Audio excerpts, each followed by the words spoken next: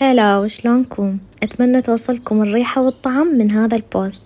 ريزوا على طريقتي والطعم يخبل، مقرمش من برا وطري من جوا. تعالوا نسويه سوية. أول شي راح نحتاج 2 كوب طحين و1 كوب نشا، مجموعة بهارات راح أكتبها لكم أسفل الفيديو. أخلط البهارات كل الزين حتى تتجانس، وأضيف جزء منها على الطحين والجزء لتتبيلة الدجاج. نخلط البهارات ويا الطحين ونتركه على صفحة. تتبيلة الدجاج راح أضيف 1 كوب مي، 1 كوب لبن، ملعقة كبيرة صويا صوص، وملعقة كبيرة باربيكيو صوص. صدور الدجاج مقطعة بهذا الشكل راح أخليها بالتتبيلة وأتركها بالثلاجة. كل ما كان الوقت أكثر راح تنطي طعم أطيب. وبين ما يتبل الدجاج راح أسوي التمن. زيت أخلي وياه بصل مثروم، بهارات كاري وكركم هيل ودارسين، فلفلاية خضراء إذا ما حبيتوا خلوا فلفل أسود، وتمن مغسول ومنقع ربع ساعة.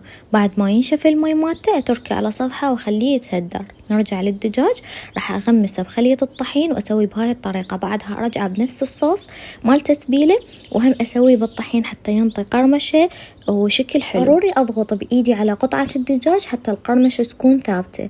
بعد ما كملت كل الكمية أقدر أفردها بهاي الطريقة أو أقليها مباشرة بزيت غزير، وما تاخذ أقل من 5 دقائق على الوجهين. تطلع عندنا مقرمشة وبهذا الشكل. والتمن بعد ما استوى نثري ويخبل، ونقطع الدجاج بالحجم اللي احنا نحبه ويتقدم ويا الصوص بهذا الشكل. وبيجيب لكم سهمكم العافية.